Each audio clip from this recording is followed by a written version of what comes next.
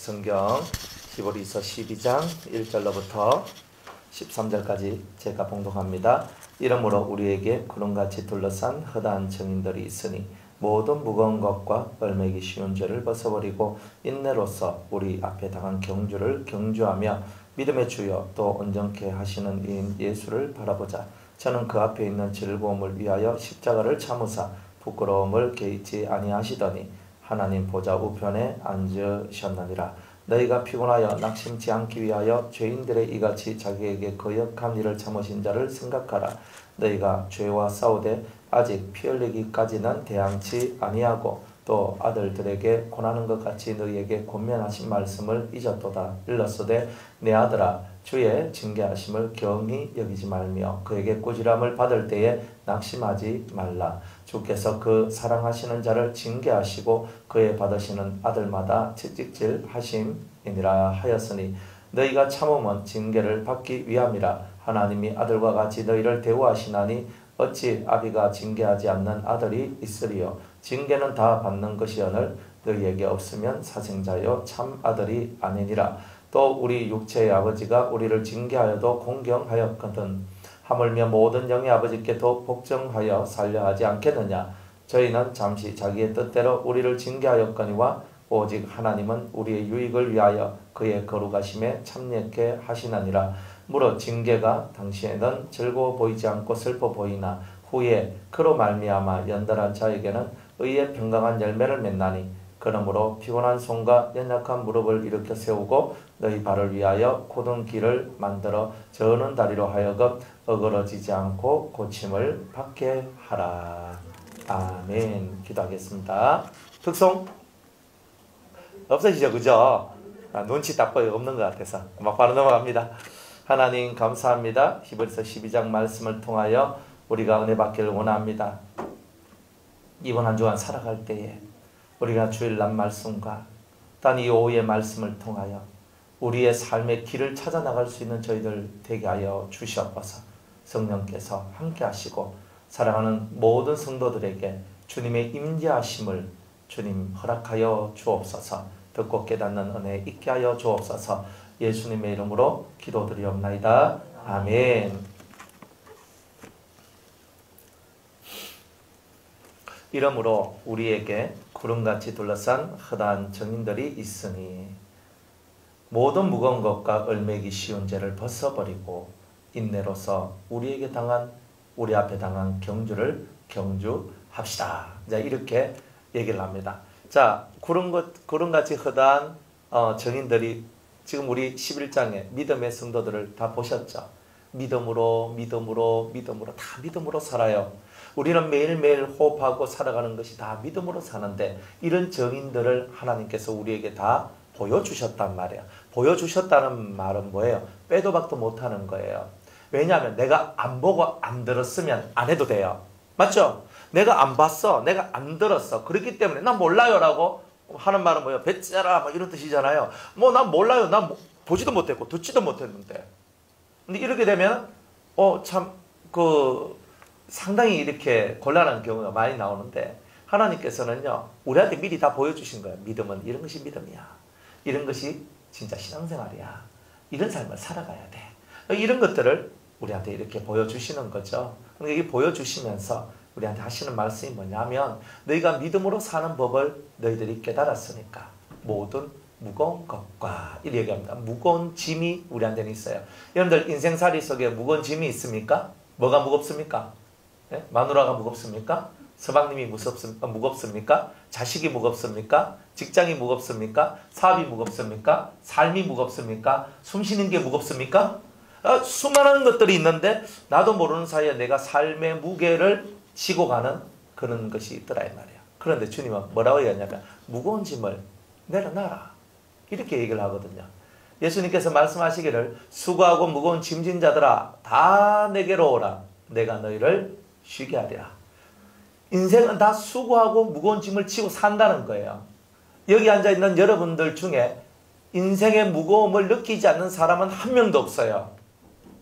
인생이 무겁고 힘들고 때로는 처절한 것들을 느끼고 있는 거예요. 그런데 주님은 우리에게 믿음으로 살면은 이 모든 무거운 짐을 벗어낼 수가 있다. 이렇게 얘기를 하고 있습니다. 왜? 믿음은요. 왜 믿음이라 얘기하냐면 믿는 구석이 있어서 믿음이라 얘기하는 거예요. 여러분의 믿는 구석은 누굽니까? 뭘 믿어요, 여러분은? 예수님을 믿잖아요. 우리는 최고의 믿는 구석이 있는 거예요. 그분을 보고 우리는 선한 목자라고 얘기합니다. 선한 목자가 여러분들을 이끌고 계시니까 여러분들은 뒷그라운드가, 백그라운드가 누구보다도 좋은 분들이다. 이 말입니다. 단지 믿음이 있는 분들은 백그라운드가 엄청나게 좋은 분이라고 말할 수 있고, 만약 믿음이 없어버리면 그 백그라운드를 사용을 못하기 때문에 있으나 없으나 똑같다 이 말이에요. 그러니까 오직 믿음으로만 만들어지는 이 백그라운드가 있어요. 그러니까 여러분이 진짜 예수님을 믿으면 확고하게 세워줄 수 있는 거예요. 그래, 여러분이 가지고 있는 인생의 많은 무거운 것들, 무거운 짐들을 주님 앞에 내어놓습니다. 어떻게 제가 해결할 수 있는 게 없으니까 주님, 저는 저의 힘으로 해결할 수가 없습니다 하고 주님 앞에 내어놓는 겁니다. 그리고 우리 성경을 쭉 한번 읽어보세요. 읽어보면 많은 사람들의 이야기가 있거든요. 우리 그 이사야 한번 보겠습니다.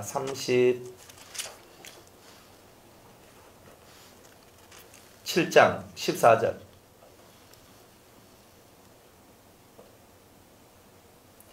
히스기야가 사네립의 글을 이렇게 받았어요.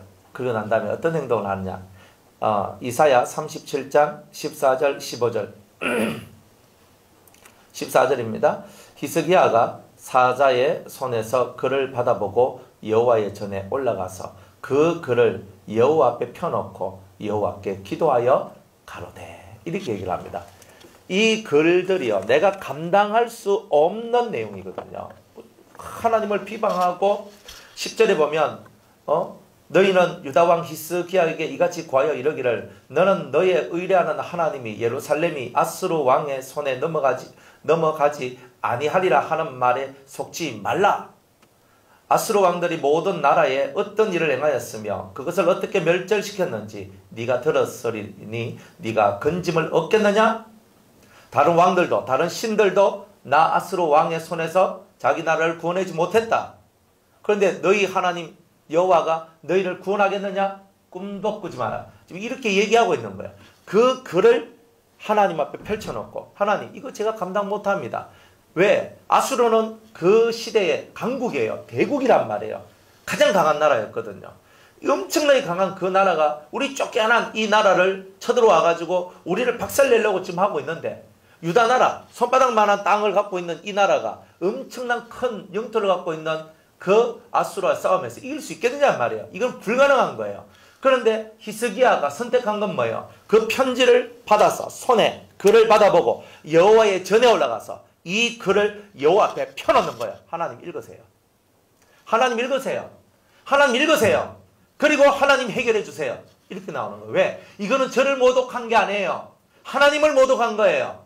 이거는 제 싸움이 아니에요. 이거는 하나님의 싸움이에요. 그래서 하나님께서 사자를 보내가지고 18만 5천 명의 아수르 군사를 죽여버려요. 그리고 사네립이 자기 나라로 돌아가서 예언대로 자기 아들의 칼에 맞아 죽게 돼요. 하나님께서 이렇게 역사를 하신다는 거예요. 그러니까 이 하나님께서 보시고 이 아수르 왕은 너하고 싸우는 게 아니라 나하고 지금 싸우는 거다. 하나님이 자기의 싸움으로, 자기의 전쟁으로 선포를 하신다는 거예요. 여러분 인생 속에 정말 힘들고 어려운 일들이 있어도 이 히스기야 왕과 같이 믿음을 갖고 하나님 전에 올라가서 탁 펴놓으세요. 하나님 펴놓으세요. 하나님, 이 문제가 제 문제입니까? 하나님 문제입니까? 탁 펴놔놓고 하나님 보시옵소서, 이 문제를 해결해 주시옵소서. 무거운 짐은 이렇게 해결하는 거예요. 그러니까 여러분들이 하나님 앞에 나와서 기도하는 것은 이런 정신을 갖고, 히스기야의 정신을 갖고 나와야지만 문제가 해결이 된다는 거예요. 펴세요. 하나님 앞에 여러분들의 아픔의 보따리를 펴세요. 무거운 짐의 보따리를 펴세요. 하나님, 이 보따리를 펴니다. 이 글을 펴니다. 주께서 해결해 주시옵소서. 이게 바로 히스기야의 기도고 믿음의 기도고 무거운 짐을 없애는 바로 그런 모습이다. 그냥 이런 겁니다. 자, 무거운 것과 그 다음에 얼매이기 쉬운 죄를 벗어버리고 이거는 올가매는 죄, 이제 올가매는 죄에서 벗어나야 된다. 이 얼매기 쉽다는 말은 뭐냐면은 얼매기 쉬운 죄는 1번 남의 일에 참견을 많이 하는 사람일수록 얼매기 쉬운 죄가 많아요. 남의 일에 참견을 많이 해요.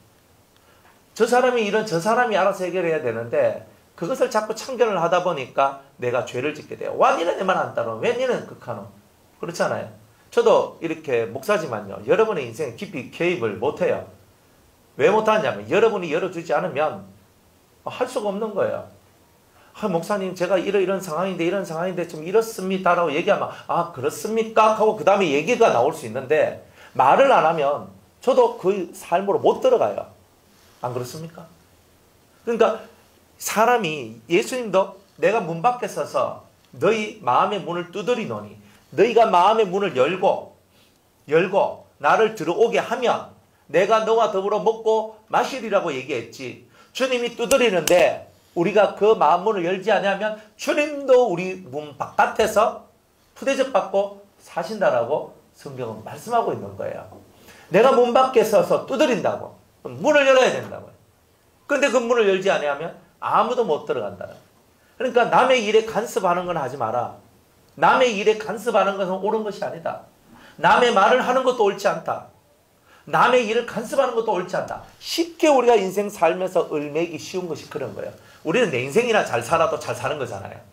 내 인생만 하더라도 힘들고 막 빡빡하고 고통스럽고 어려운 게 많은데 뭐 남의 인생까지 그렇게 간섭을 하려고 그렇게 하느냐. 안 그래요? 남의 인생은 간섭하는 게 아니라 뭘 하는 거예요? 기도를 하는 거예요. 하나님, 저분 내가 옆에서 보니까 너무 힘겹게 살고 너무 어렵게 삽니다. 주님의 능력의 오른손으로 저분을 붙들어 주시옵소서. 이렇게 기도를 하는 거지. 딱 들어가 그 삶에 들어가서 밤내나라 감내나라 뭐라고 하기가 대단히 어려운 것들이 이 신과 사람 사이 속에서 혹은 사람과 사람 사이 속에서도 이런 것들이 있더라는 거예요. 그러니까 여러분들이 신앙생활하면서 얼매기 쉬운 죄의 1번이 뭐냐 하면은 바로 이런 거, 남의 삶에 간섭하고 들어가는 거, 이런 것들이 얼매기 쉬운 첫 번째 죄다. 두 번째 죄는 뭐냐 하면 여러분들이 생활에 염려가 많은데 이 생활의 염려는 저절로 오죠. 저절로 옵니다. 돈이 없으면 내가 지금 이거 공과금 내야 되는데 통장에 돈이 없네? 그럼 어때요? 저절로 염려가 돼야 안 돼요? 저절로 염려가 됩니다. 내 스스로가 얽으면 돈이 없는데 왜 하나님은 왜 하나님 보통보다는요 뭐 집에 남편이 있으면 왜 남편은 돈을 못 버리노 뭐 이렇게 입어가지고 또 남편 딱 보면요 눈이 막 이상하게 이제 그저 쪽제비 눈이 딱 되면서 막 긁어내면서 이런 게 있거든요. 왜 돈도 못 벌어가지고 내일 공과금 내야 되는데 돈 어딨노 돈 내봐라 돈 좀 가지고 와라 그래서 뭐 이렇게 얘기하는데 그러면요 자기도 죄짓고 남편도 죄짓고 서로가 다 죄짓게 되는 일들이 나오게 되죠. 생활에 염려가 많아요. 사람들은 이러면 어떻게 할까? 어떻게 하겠느냐? 여러분들 맨손 들고도 다 여러분들이 살아오셨고 힘겹고 어려운 인생길을 다 걸어오셨는데 뭐가 그래 문제입니까? 인생의 문제는요 우리가 하나님을 도무지 믿지 아니한다는 게 문제지. 생활에 염려가 왔다 그래서 그 염려가 여러분을 어찌할 수 있는 건 없어요. 단지 내가 먼저 걱정하고 근심하고 막 들어가는 거예요. 이러니까 내 심령이 내 스스로가 죄를 지게 만드는 그 무거운 짐 속에 들어가게 되는 이런 일들이 있게 된다는 거예요. 그래서 짧게 두 가지. 첫 번째는 뭐라고요? 남의 인생에 개입하지 마라. 남의 삶에 개입하지 마라. 두 번째는 생활의 염려에 빠지지 마라. 이런 거는 쉽게 우리가 매여 들어가는 거예요. 그러니까 여러분들이 이 매여 들어가는 이런 것들로부터 빨리 벗어나서 그러니까 내 마음을 하나님께 돌리는 거예요. 하나님. 그러니까 여러분 어디 있어요? 사람 속에 있어요? 아니면 하나님 속에 있어요? 하나님 속에 있는 사람은요. 하나님이 많이 나와요. 사람 속에 있는 사람은 저 사람이가 많이 나와요. 그러니까 여러분들이 하나님 속에 있으면 하나님 하는 이 마음의 외침이 하나님께로 올라갈 것이고 만약 사람 속에 있으면 사람에 대한 것들이 자꾸 나오게 될 거예요. 그러니까 여러분들은 사람을 바라보지 말고 하나님을 바라보라 했던 그 말씀들을 늘 기억을 하셔야 되는 거예요. 사람을 바라보면요. 마음속에 쓰림과 아픔밖에 없는 거예요. 하나님을 바라보면 하나님께서 나와 함께 하신다고 믿으면 우리가 아무리 쓰리고 아픈 인생길도 힘을 내어서 걸어갈 수가 있겠죠. 우리가 그렇게 살아가는 것이 저와 여러분의 삶인 겁니다. 그래서 주님은 얽매이기 쉬운 죄를 다 벗어버리고 인내로서 우리 앞에 당한 경주 열심으로 달려 나가자. 자, 이렇게 말씀하고 있습니다. 그러면서 2절에 믿음의 주요 또 온전케 하시는 이인 예수를 바라보자. 우리가 매일매일 힘이 들고 어려울 때에 믿음의 주님이시다. 주라는 말은 뭐예요? 우두머리, 믿음의 대빵, 믿음의 머리란 말이에요. 주라는 말이. 그래서 믿음의 주여 또한 나를 온전케 하시는데 뭘 온전케 하시느냐면 내 믿음을 온전케 하시는 분, 내 믿음을 완성시켜 주시는 분, 그분이 예수입니다. 그러니까 우리는 믿음이 부족하잖아요. 미안하지만 우리 모두 다 믿음이 부족해요. 믿음이 부족한 그 부족함을 내게 부족한 그 믿음을 완성시켜 주실 그 주님을 바라볼 때에 우리의 믿음이 완성된다는 거예요. 온전하게 된다는 거예요. 그럼 내가 주님을 안 바라보면 내 믿음이 완성이 되나? 안 된다는 거예요. 그러니까 주님을 바라보라 하잖아요. 내 눈앞에 다른 게 왔다 갔다 그리는데 어떻게 주님이 보여요? 다른 것들이 씻어져야 되잖아요. 안 그렇습니까? 탁 씻어져야 돼요. 제가 얼마 전에 부산에 비가 엄청 많이 왔잖아요. 그때 참 은혜로웠는데 왜 은혜로웠냐면 제 차 앞 유리가 엄청 더러웠어요. 밤에 이렇게 이 고속도로 많이 다니다 보니까 멋이 자꾸 날파리 이런 것들 있잖아요. 와가지고 막 계속 저 차 유리를 막 계속 박아요. 박으면 막 그 내장이 터져가지고 나와가지고 벌겋고 물 묻어 있고 막 이렇거든요. 그걸 닦아내고 하기도 좀 그래. 하여튼 간에 그래서 제가 닦지도 못하고 하여튼 게을러서 그것도 못하고 있는데 비가 막 억수같이 내리는 거예요. 그러니까 와이프는 어떻게 돼요? 샥샥샥샥샥 하잖아요. 비가 안 올 때는요 해봤자 안 돼요. 그거는 비가 많이 내리니까 샥샥샥샥샥 하니까 앞이 훤하고 깨끗해지는 거예요. 참 얼마나 감사한지. 그래 비가 많이 왔는데 제 차는 깨끗해졌어요. 제 차를 깨끗게 해주시는 주님 참 감사하죠. 그죠? 믿음의 생활도 마찬가지입니다. 이 믿음이라는 이 세계는 위대한 게 뭐냐면 여러분들 뭐가 와서 여러분 앞을 흐리게 하고 여러분 앞을 잘 못 보게 하고 그래서 힘들게 하는 이런 것이 있어도 우리가 주님을 믿으면 주님께서 폭포수 같은 비를 내려줘가지고 그 모든 것을 깨끗이 씻듯이 우리의 삶을 그렇게 씻어주신다는 거예요. 그러니까 내가 정말 믿고 있다는 말이 무슨 뜻일까? 내 눈앞에 보이는 그 흐릿함과 그 사체들의 죽음과 그 해가 터져가지고 차가 엉망진창이 되어 있는 그 모습을 바라보고 나는 손도 못 대고 있는데 주님이 손을 대주시는 거예요. 모든 것의 완성은 주님이 하시는 거죠. 근데 비는 누가 내려요? 구름이 내리지, 그죠? 비는 어떻게 와요? 플러스 구름과 마이너스 구름이 만나가지고 비가 내립니다. 이렇게 하고 있어요. 여러분들 비가 그렇게 오는 게 아니잖아요. 비를 누가 다스리냐? 이 천지 만물을 창조하시는 하나님이 다스리는 거예요. 우리가 아무리 비오라 한다고 비 옵니까? 와요? 그 정도 능력이면 엘리야급이죠. 여러분이 그냥 힘들게 안 사셔도 돼요. 어디가 돗자리 깔고 살아도 그냥 밥 먹고 다 살아갑니다. 비가 오라 한다고 옵니까? 안 오지. 좀 잘 되게 해주세요 한다고 잘 됩니까? 안 되지. 근데 모든 것을 완성시켜요. 나는 흐릿하고 나는 잘 보지 못하지만 주님은 내 모든 사정을 알고 계시고 하나님 앞에 우리가 간구하고 기도하면 하나님 제 삶이 이렇습니다. 제 앞이 흐릿합니다. 제 앞이 잘 보이지 않습니다. 하나님 했는데 어느 날 갑자기 비를 확 내려주는데 나도 몰랐어. 비가 와가지고 와이프 막 하고 나중에 보니까 차가 왜 이렇게 깨끗해졌나? 앞이 와 이렇게 환해졌나? 우리의 모든 것을 완성시켜 주시는 분은 예수 그리스도입니다. 그러니까 우리가 하나님 앞에 제가 눈이 흐릿해요. 제 앞이 잘 보이지 않아요. 저한테 지금 문제가 있어요. 하나님 앞에 이것을 아뢰는 것은 우리의 몫인 거예요. 그것을 완성시켜 주시는 건 누구예요? 예수 그리스도가 하시는 거다 이 말이에요. 그러니까 우리는 하나님 앞에 예수의 이름을 붙들고 기도를 하면 여러분들 눈앞에 여러분의 삶 앞에 많이 흐려져 있는 모든 것들이 해결되는 은혜의 역사가 있게 될 것이라는 거야. 믿어보세요. 왜 우리는 믿지 않고 자꾸 하나님 앞에 불평불만을 하는 거예요? 믿으라 이 말이에요. 주님을 믿는다는 게 뭐 쉽습니까? 쉬우면 뭐 내가 뭐 아주 큰 믿음 가졌겠지. 그런데 뭐 잘 안 됩니다. 여러분, 믿음의 세계는요, 마음이 순수하고 깨끗해야 돼요. 마음이 순수하고 깨끗한 사람일수록 하나님의 역사를 많이 체험해요. 그냥 이렇게 해라, 아멘. 저렇게 해라, 아멘. 바보 같아.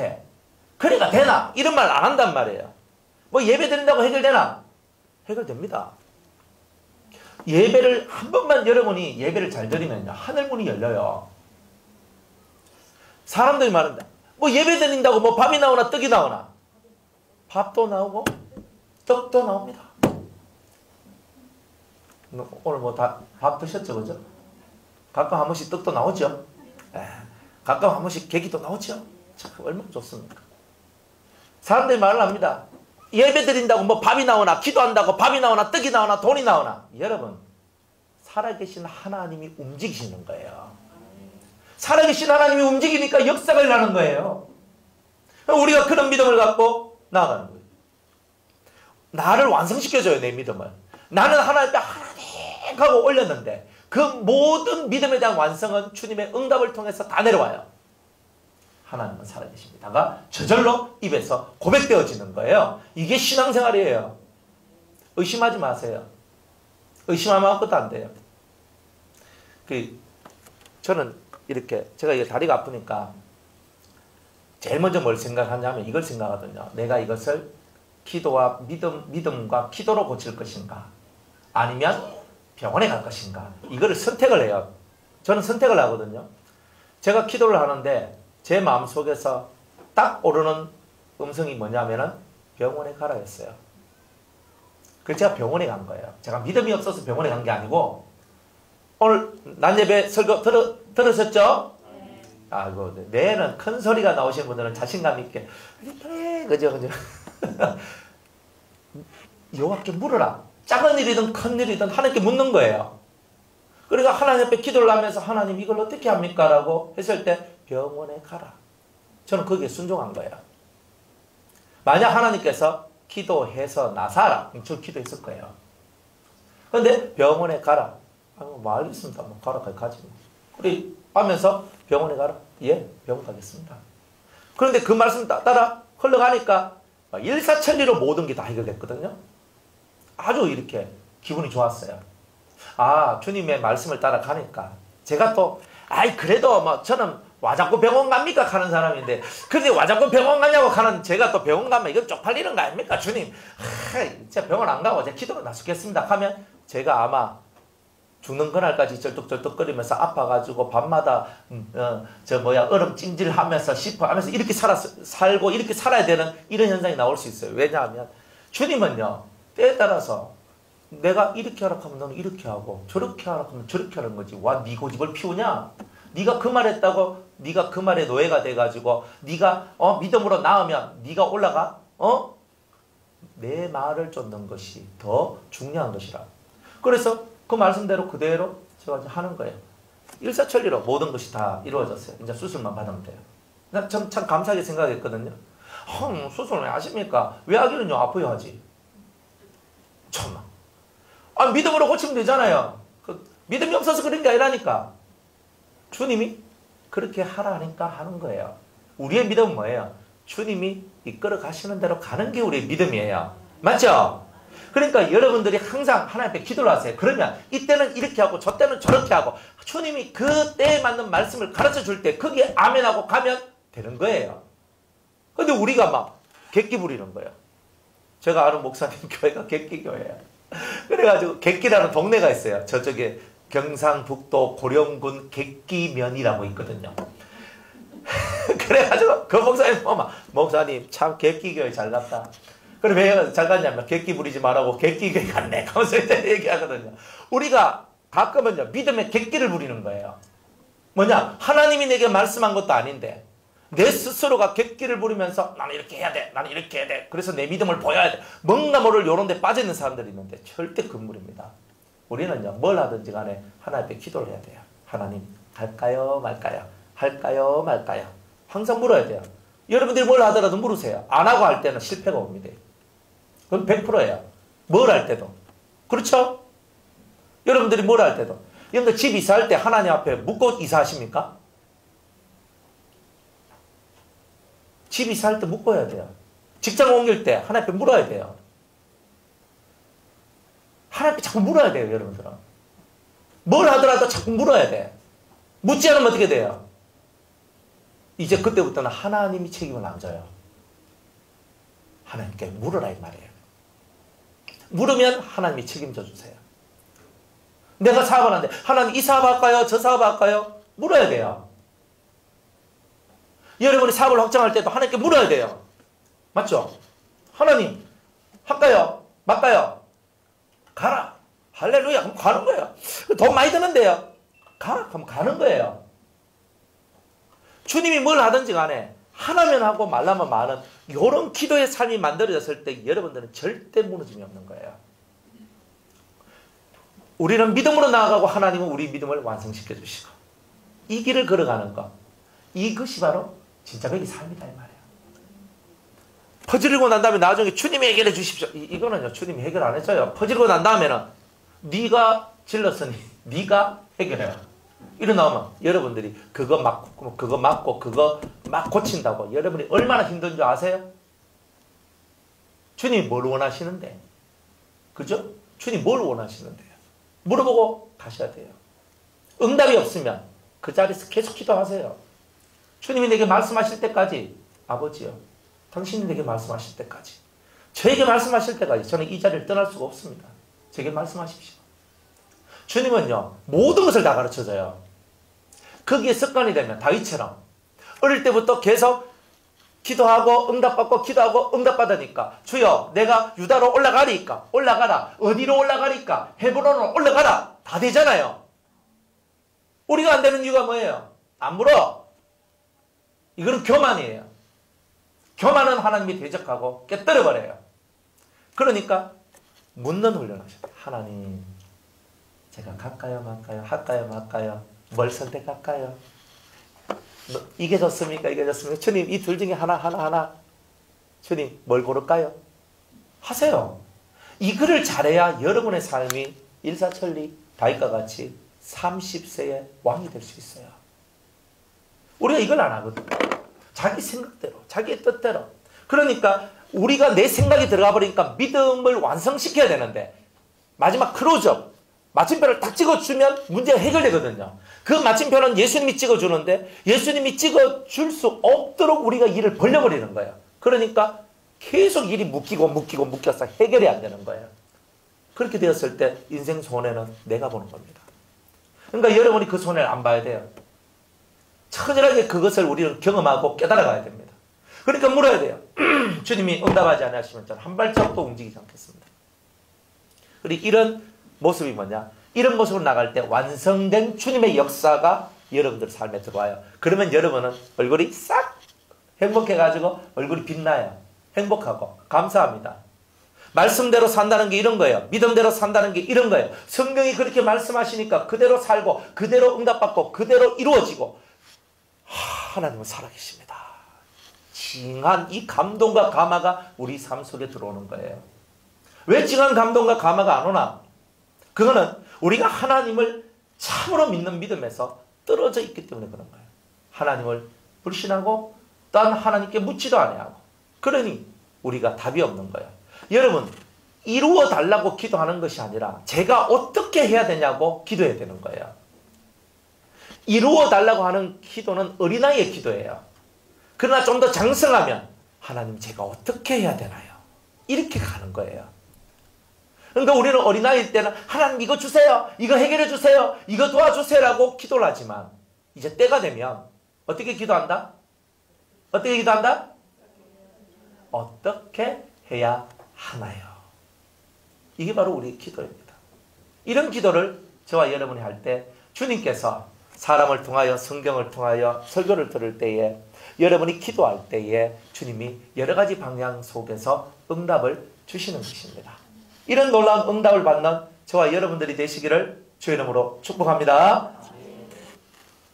그래서 믿음의 주여, 여러분의 믿음을 온전케 하시는 분, 여러분의 믿음을 완성케 하시는 분, 여러분의 믿음에 이 마침표를 찍어주시는 분, 그분이 바로 예수님이다. 그러니까 그분을 어떻게 해야 되냐? 바라봐야 바라봐야 된다 이 말이에요. 저는 바라봅니다. 저는 주님을 믿습니다. 이렇게 가는 거죠.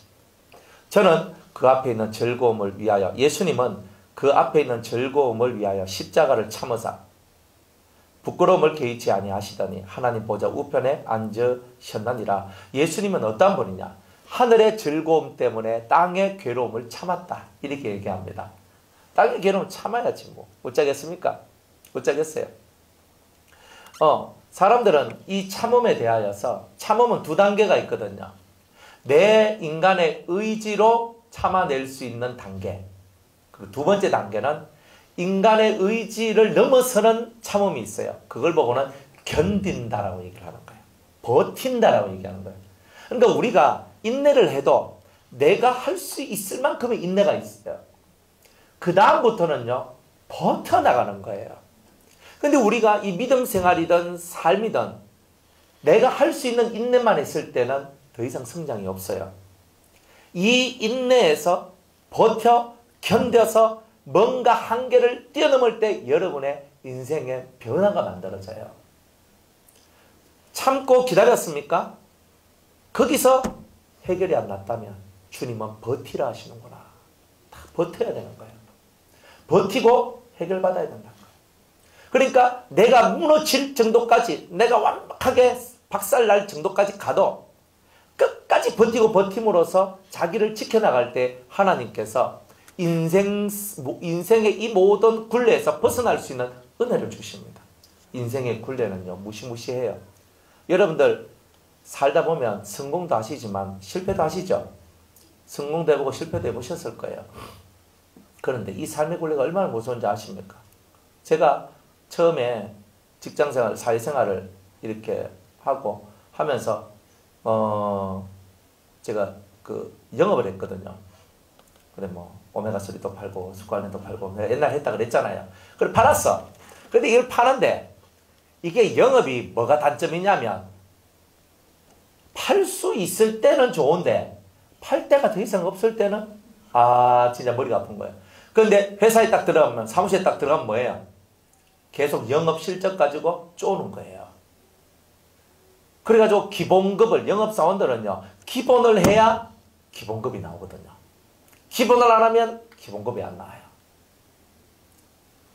제가 한미약품 스ኳ라를 팔았는데 열심히 팔았는데도 더 이상 팔 수가 없는 지경이 왔어요.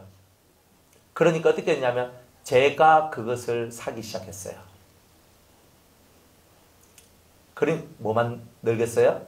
제 차 안에는 스ኳ렌과 오메가3와 로얄젤리가 넘쳐나고 제 지갑은 털리고 카드는 빛이 늘어나고 그렇게 되더라니까요. 그러니까 매달 그때부터 카드 빛에 제가 눌리기 시작했어요. 그때 제 나이가 24살인가 그랬거든요.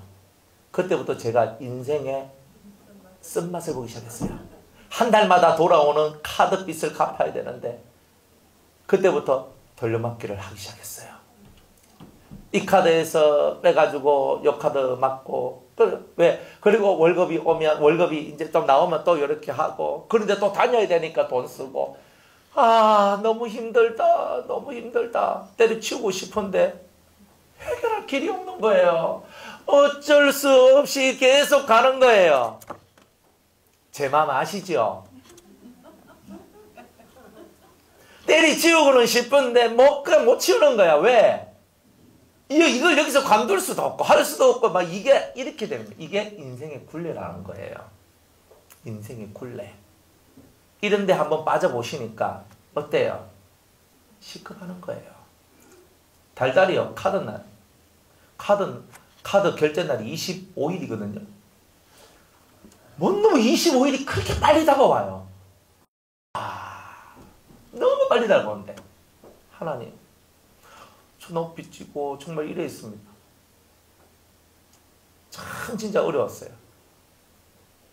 나중에는 교회 건축한다고 건축하다가 진짜 제대로 걸렸어요. 그래 맨날 어떠냐면 이 인생의 굴레 속에 제가 들어가 봤는 거예요. 그러니까 아마 빚쟁이 빚쟁이가 찾아오고 목사님 돈 언제 갚을랍니까? 목사님. 와 진짜 이거요. 휴대폰 끄고 사는 사람 심정을 제가 이해를 한다니까요. 그죠? 전화하면 전화 꺼져 있음. 전화기가 꺼져 있으니 뭐 이렇게 나와요. 제가 그 심정을 이해 안 돼. 그건 저는 목사잖아요. 그러니까 전화기를 끄고 있을 수 없는 거예요. 그래가지고 그냥 켜놔놓고 오면 아이고 저 언젠가 꼭 갚겠습니다. 언제요? 그래도 목사니까 함부로 못하거든요. 목사님 언제요? 좀 말을 해주이소. 제가 말을 할 수 있으면 얼마나 좋겠습니까? 못합니다. 제가 말을 했다가 못 갚으면 제가 또 실없는 사람 되고 또 집사님은 또 얼마나 힘들겠습니까? 죄송합니다. 그거는 제가 답은 못 주겠습니다. 참나. 그럼 또 전화 끊어. 또 한 달 후에만 또 답답하면 또 전화. 2달 후에 또 전화 와요. 결국 다 갚긴 갚았는데 인생의 딜레마 속에 들어갔고 인생의 고통 속에 들어갔는 거예요. 그러니까 돈이 무섭고 사람이 무섭기 시작했어요. 사람 보면 다 진짜 저 사람 나 꼭 제가 빚쟁이니까 빚진 자니까요. 사람 쳐다보면요 부끄러워서 얼굴을 쳐다보지도 못하는 거예요. 이런 인생의 딜레마 속에 이렇게 빠져들어가서 살아봤단 말이에요. 내가 왜 이런 삶을 살아야 하나.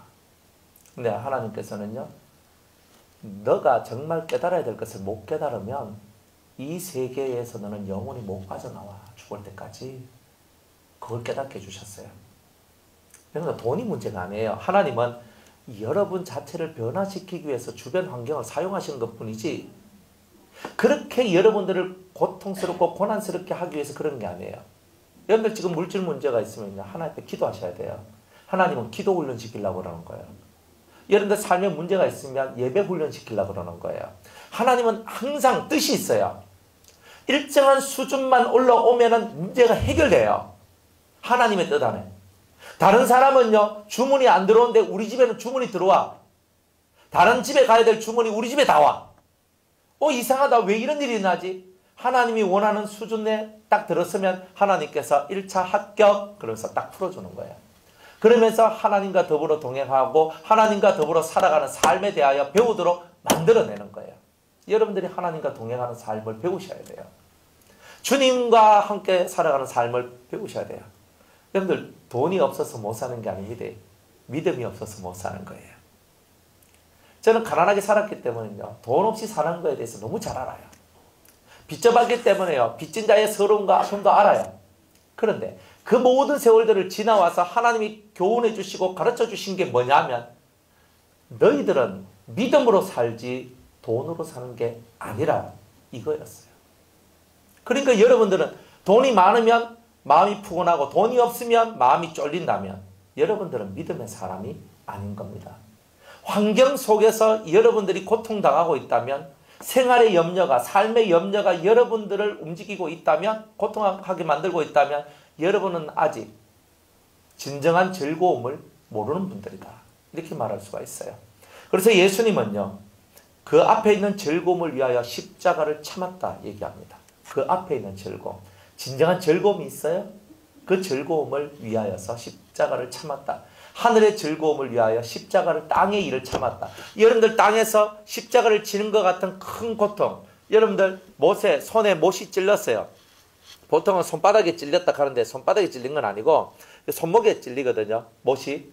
손바닥에 찔리면 이게 벌어져 가지고 떨어져요. 무게 때문에. 그러니까 손바닥에 안 찌르고 손목에다 여기 찌릅니다. 그러면 손목에다 이렇게 찌르면요. 이렇게 딱 서가 있으면 사람이 무게가 있거든요. 무게가 40kg, 50kg, 60kg 이렇게 되면 하중이 내려가면서 이 손목 쪽에는요. 온갖 신경들이 다 연결되어 있어가지고 조금만 움직이면 신경이 엄청나게 자극이 돼가지고 온몸에 통증이 가는 거예요. 그래서 십자가형이 그 시대 최고의 사형 제도였던 이유가 죽어도 곱게 죽이는 것이 아니라 죽는 그 순간까지 고통 아래 있다가 죽도록 만드는 거예요. 그러니까 이게 엄청난 고통이거든요. 그리고 예수님이 그러한 고통을 다 당하시면서도 즐거워할 수 있었던 이유는 이 고통은 잠시 잠깐이요. 저 하늘에 엄청난 즐거움이 있다는 것을 믿었고 아셨기 때문에 이런 것을 할 수가 있었단 말이에요. 여러분의 인생 생활의 고통이 십자가의 고통과 같은 일이 있을 겁니다. 십자가를 지는 것 같이, 십자가에 못 박힌 것 같이 인생의 무게가 다가오고 인생의 고통이 다가왔다 할지라도 주님은 말하십니다. 하늘에 있는 저 즐거움 때문에, 따라합시다. 하늘에 있는 그 즐거움 때문에, 하늘에 있는 그 영광 때문에 이 모든 것을 참았습니다. 끝까지. 이 모든 것을 참았습니다. 이렇게 말하는 게 예수의 길을 걸어가는 자예요. 좀 아프면 어때? 병들면 어때? 여러분들이 뭐 사업이 좀 망하면 어때? 사업이 좀 안 되면 어때? 직장에서 쫓겨나면 어때? 성적이 안 돼가 학교 영 안 좋은 데 가면 어때? 안 그래요? 좋은 것을 좀 안 가지면 어때? 우리가 늘 좋은 것만 가져가니까 문제가 되는 거예요. 이 땅에서 만약 여러분들이 생활 속에서 많은 어려움과 고난을 받게 되었다면 예수님의 못 박히신 그 십자가를 경험하는 시간이구나라고 받아들이세요. 그리고 주님도 하늘의 즐거움 때문에 땅의 고통을 참아낸 것처럼 저도 참아내겠습니다 하는 그런 여러분들이 되시기를 주의 이름으로 축복합니다. 그래서 하나님 보좌 우편에 앉으셨어요. 영광 가운데 계셨다. 이 얘기를 합니다. 너희가 피곤하여 낙심치 않기 위하여 죄인들이 이같이 자기에게 거역한 일을 참으신 자를 생각하라. 이렇게 얘기합니다. 이 말씀을 좀 고치면요. 참으로 죄인들에게서 이렇게 심한 미움을 받으시고 참으신 분을 생각하라. 이런 뜻이에요. 이게 무슨 말이냐면 죄인들이 예수님을 엄청 미워하거든요. 싫어해요. 그런데 이런 것들을 예수님이 다 참으셨다. 죄인들에게 미움을 받으셨는데 미움을 받아서 십자가에 못 박혀 죽으셨잖아요. 예수님이 무슨 죄가 있어서 박힌 게 아니에요.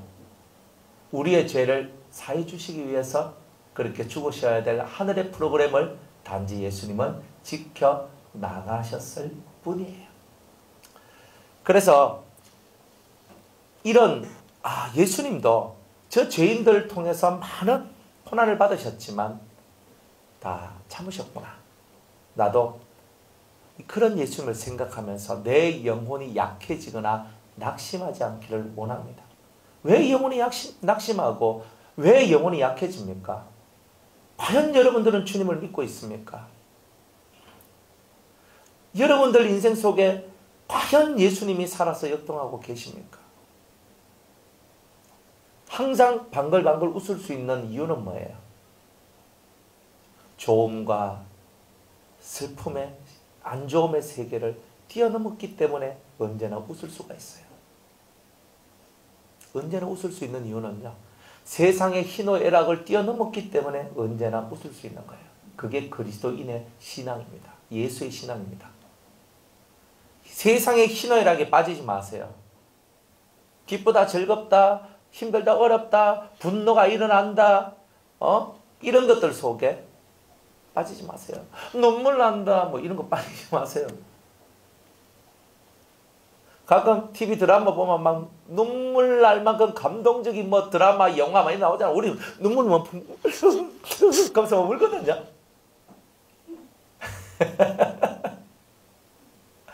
그런데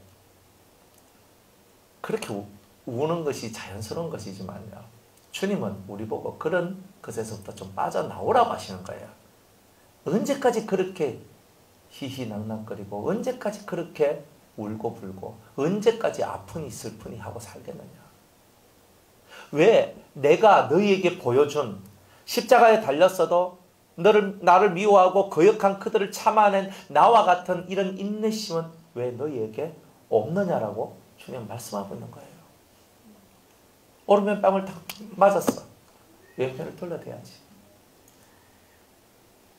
누군가가 나를 향하여서 원수처럼 행하는 사람이 있는데 원수를 사랑하고 나를 핍박하는 사람이 있는데 그 사람을 위해 축복 기도해주고 왜 우리는 이 세상의 희노애락에 빠져서 그 세계 속에서 빠져나오지 못하느냐는 거예요. 빠져나오라는 거예요. 안 그래요? 여러분들이 하는 말, 여러분들이 하는 행동 속에는요. 아직 그 희노애락 속에 빠져있는 모습이 많아요. 일일이 찍지는 않겠지만 여러분의 감정에 치우치고 여러분의 생각에 치우치고 하나님과 예수 그리스도를 믿는 믿음에 치우치지 않는 이런 것들이 간혹 가다가 한 번씩 나올 때 저는 제 마음속에서 하면서 이렇게 있어요. 주여. 그래서 저는 주여 하고 있어요. 그러면서 주님 저 마음을 붙들어 주옵소서. 여러분들이 말하고 생각할 때 여러분이 행동할 때 그 모습이 참으로 주님을 생각하고 주님을 믿는 그 믿음인가 보라 이 말이에요. 좀 손해보면 뭐 어때요? 주님이 더 큰 것을 주셨잖아요. 안 그래요? 우리 더 큰 것을 받았잖아요. 더 큰 것을 받았잖아요. 가끔 차유석 권사님이 하시는 말씀을 더 들어보면요, 한 번씩 저 권사님 앞에 설교를 좀 지켜야 되겠다 그 생각이 가끔 들어요. 그걸 왜 그러냐면 보면 아무 깨달음도 없는 분 같고 보면 그냥 날리는 분 같고 겉으로 보면 진짜 그런데 같이 대화를 해보면요 그 속에 도가 나와요. 제가 뭐 지칭해서 말하니까 좀 그런데 근데 실제로 그냥 툭툭 던지는 말인데 참 이렇게 마음속에서 감동이 와요. 감동. 우리 여러분들이 말할 때 하는 말 딱 들어보면요 여러분들 수준이 그대로 다 드러납니다. 나 아직 요까지구나. 아직은 요까지구나. 더 봐야 될 걸 못 보고 있구나. 하나님 더 보게 주시옵소서. 여러분들 우리는 다 아직 완전하지 않아요. 아직은 그 표대 앞에 가지도 않았고 예수님을 아직 닮으려고 하면 아직 멀지요. 그런데 오늘 하루를 우리가 믿음으로 살면 주님께 더 가까이 가는 겁니다. 오늘 이 오후 예배를 통하여 저는 은혜 받을 줄로 믿습니다 하고 여러분 앉으셨습니까? 솔직하게 얘기해요. 솔직하게 얘기해요. 어때요? 오늘 이 예배를 통하여 주님이 제게 하실 그 말씀을 들을 줄로 믿습니다 하고 앉아 계십니까? 아이고야 좋습니다. 여러분들 믿음의 세계가 뭐냐면요 앉아있는 게 믿음이 아닙니다. 마음에서 주님이 오늘 나에게 하실 그 말씀을 저는 들을 줄로 믿습니다. 오늘 이 예배 가운데 이스라엘 성막 속에서 일어났던 하나님의 영광이 드러났던 그 하나님의 영광이 오늘도 우리의 이 예배당 가운데 하나님의 영광이 드러나길 원합니다. 이럴 때 뭔가 모를 하나님의 역사들이 여러분들 속에 막 확 와가지고 예배 드리는데 감동이 확 가고 칙 하고 막 그러지요? 없나? 저는 가끔 제가 설교할 때 있잖아요. 제가 막 감동이 돼요. 막 감동이 돼가지고 막 이 속에 감동이 돼가 막 진짜 전율이 막 지리지리지리 하면서 막 오거든요. 막 오거든요. 하면서 막 제가 은혜가 돼가지고 막 그래요. 근데 그렇게 해야 되는 게 맞잖아요. 설교 전하는 사람 딱딱하게 해가지고 여러분 이것은 이것이고 저것은 저것입니다. 제가 지식을 전달하러 이 자리에 나온 게 아니잖아요. 안 그래요? 지식 전달할 것 같으면 제가 글을 써가지고 여러분들한테 책으로 엮어서 여러분들한테 드리면 그 듣고 살면 되잖아요. 그런데 이 설교는요 제가 준비한 것도 아니요 제가 뭘 한 것도 아니야. 그 시간에 필요한 말씀을 주님이 주신 대로 제가 전파할 뿐이에요. 이 자리에 지금 그 말씀을 들을 분이 계시기 때문에 그 말씀이 선포되어지는 것이고 그것이 그 분들의 레마가 되기를 바라시기 때문에 그렇게 나가는 거예요. 여러분들이 그 레마를 받으시면 오늘 이 예배는 성공한 예배고 여러분의 믿음은 하나님 앞에 상달된 믿음이 될 것이고 여러분은 빵도 듣고 주님이 함께 하시니까 행복해지는 거예요. 일주일의 첫날이 행복한데 나머지 6일은 저절로 가는 거예요. 오늘 실패했는데 무슨 그죠? 다른 날 뭐 주의 날을 실패했는 우리가 세상살이 하면서 무슨 성공을 한단 말이에요. 주의 날 주일을 성공해야 되는 기라. 이 예배를 통하여서 나의 말씀을 받아야 돼요. 어떤 목사님이 어떤 말씀을 전하든 여러분들은 말씀을 듣고 나의 말씀을 받아야 되는 거예요. 주님이 내게 하신 말씀. 그러면 그 예배를 통하여 여러분은 성공하는 거예요. 내 말씀이 없으면 여러분은 오늘 예배는 실패하는 거예요. 그러니까 매일 예배에 올 때마다 내게 주실 그 말씀을 듣게 하여 주시옵소서. 그렇게 가야 되죠? 너희가 죄와 싸우되 아직 피 흘리기까지는 대항치 아니하고 그랬어요. 우리가 죄와 싸웠지만 피 흘리기까지는 싸우지 않았습니다. 여러분들 전쟁에 나가서 싸우는데 피 안 흘리고 싸울 수 있습니까? 없어요. 하다 보면 여도 걸리고 여도 걸리고 여도 맞고 저도 맞고 피 흘리고 막 그 안에 배만 만져 배에서 피가 줄줄줄 새고 이게 전쟁터 아닙니까? 죄와 싸우는 것은 그런 전쟁터예요. 아직은 우리가 피 흘리기까지 싸우지 않았지만 이제부터는 저는 피 흘리기까지 싸우겠습니다. 이게 바로 저와 여러분들의 신앙 고백이 되어야 된다는 거예요. 피 흘리기까지 싸우는 우리들. 그러니까 다른 거하고 싸우지 말고 사람하고는 그만 싸우고, 그죠? 누구하고 싸워야 돼요? 죄와 싸우는 거예요. 뭐가 죄이고 죄가 뭔지를 알고 그 죄하고 싸워서 죄의 맥살을 잡고 떼기를 쳐야지. 왜 사람 맥살이 잡고 떼기를 치냐 이 말이에요. 그러니까 사람 맥살이 잡지 말고 죄의 맥살을 잡고 확 하면서 엎어버려요. 그런 것이 신앙생활인 거예요. 그러면 사람을요 사랑하게 되고 불쌍히 여기게 돼요.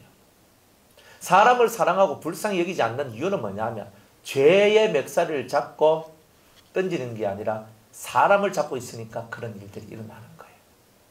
그러니까 사람 잡지 마세요. 여러분들 옆에 있는 모든 사람은 다 죄인입니다.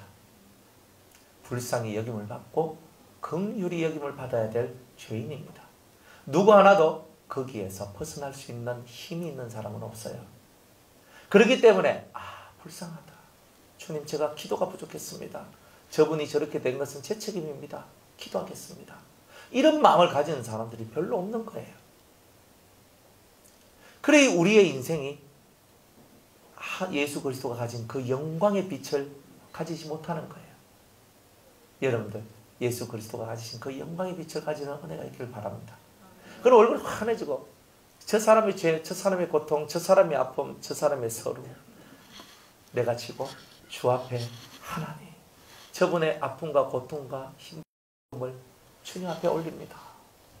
주님 저분은 저것을 당하지 말게 하시고 제가 그것을 당하게 해주십시오. 만약 누군가가 유성교회 성도님이나 우리 변화산교회 성도님들이 혹시 이런 기도를 했을까 모르겠어요.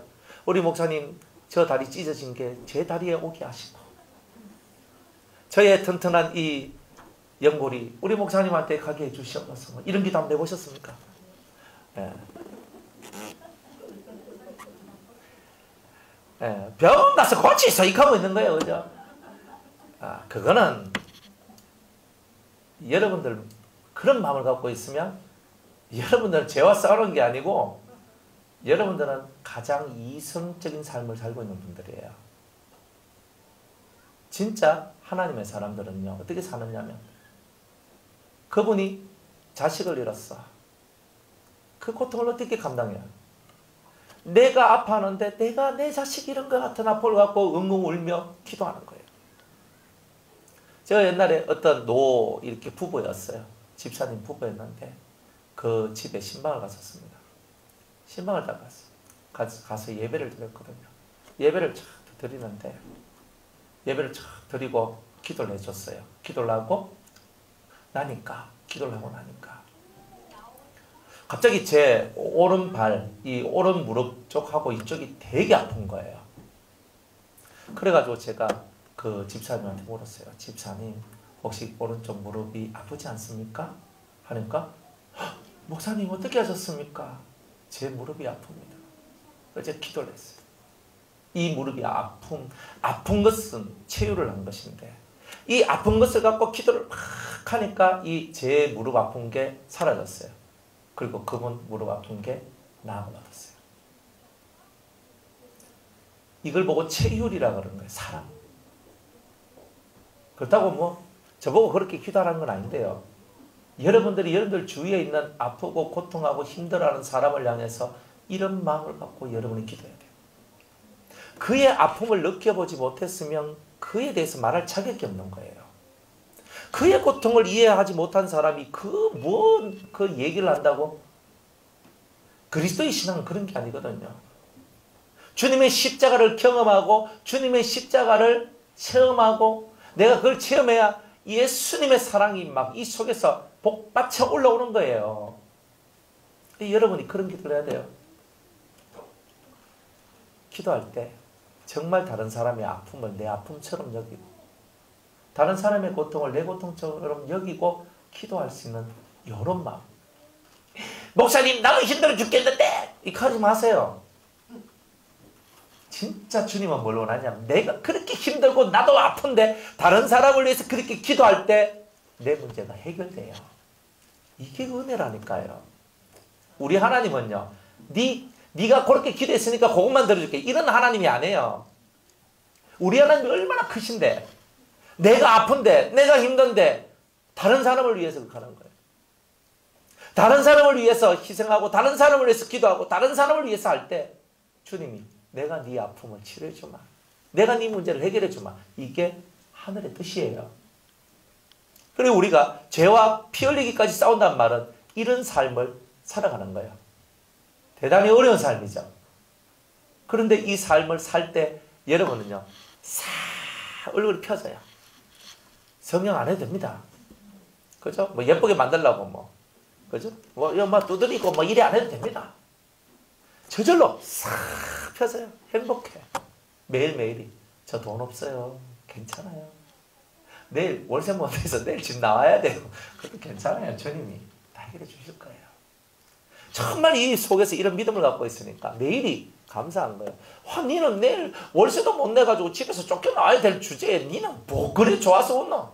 저는요, 쫓겨나도 주님이 나를 버리지 않으시니까 그것만으로 저는 만족해요. 이런 심령이 되는 거, 그럴 때 인생의 희노애락으로부터 벗어나서 자유케 되는 거예요. 이 자유함이 왔을 때 여러분들은 비로소 인생의 모든 문제를 뚫고 나온 자가 되는 거예요. 그래야 행복한 거예요. 다 이런 여러분의 삶이 되기를 주의 이름으로 축복합니다. 다음 주에 5절 이하의 말씀 전하도록 할게요.